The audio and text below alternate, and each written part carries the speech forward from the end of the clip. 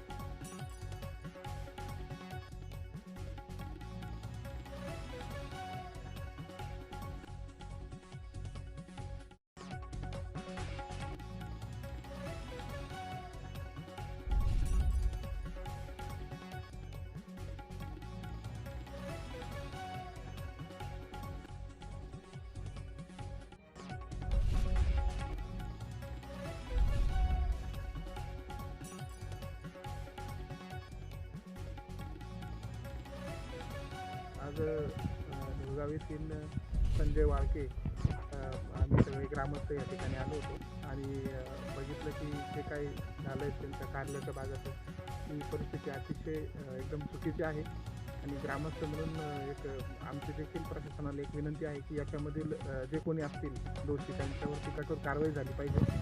कालच पोलिसांनी पंचनामा या ठिकाणी केला आहे, परंतु पंचनामा वगैरे करून इथपर्यंत थांबण्यात काही अर्थ नाही। आता पुढील कारवाईची आम्हाला अपेक्षा आहे आणि अशा गोष्टी गावामध्ये खरं तर घडल्या नाही पाहिजे आणि याही पुढं जर सांगायचं तर ठरलं तर कृषी विभाग असेल, महसूल असेल किंवा संबंधित एकही ज्या विभागाचे लोक असतील त्यांनीसुद्धा तात्काळ या घटनेचा या ठिकाणी पंचनामा केला पाहिजे आणि या शेतकऱ्याला काहीच होईना आज मदतीची आज गरज आहे। आज 15 ते 20 लाख रुपये त्यांना या ठिकाणी उत्पन्न निघणार होतं, आज लाख 1.5 लाख रुपये खर्च झाला असेल त्यांचा। या सगळ्या गोष्टीचा जर विचार केला तर त्यांना किमान काहीतरी चांगल्यापैकी मदत मिळाली पाहिजे। यासाठी आम्ही ग्रामस्थ म्हणून पण त्यांच्यासोबत आहे आणि वाटेल तिथे आम्ही पाठपुरावा पण करणार आहेत, परंतु प्रशासनाला मी आपल्या माध्यमातून एक विनंती करतो की त्यांनी तात्काळ घटनेची दखल घेऊन शेतकऱ्याला कुठंतरी मदत मिळावी यासाठी प्रशासनाने प्रयत्न केले पाहिजे।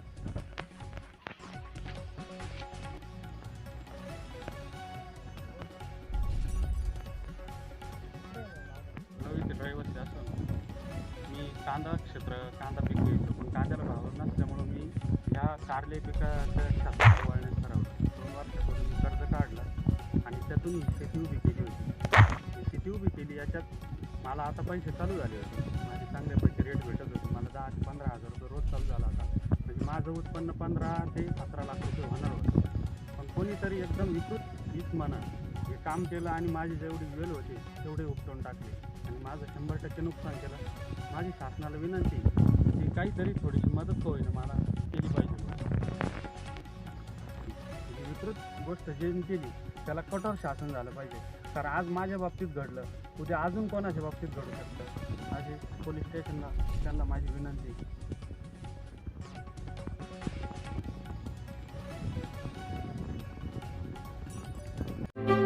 अशाच नवनवीन बातम्या पाहण्यासाठी आमच्या महाराष्ट्र क्रांती न्यूज या YouTube चॅनलला लाईक करा, सबस्क्राईब करा आणि बेल आयकॉनला प्रेस करा।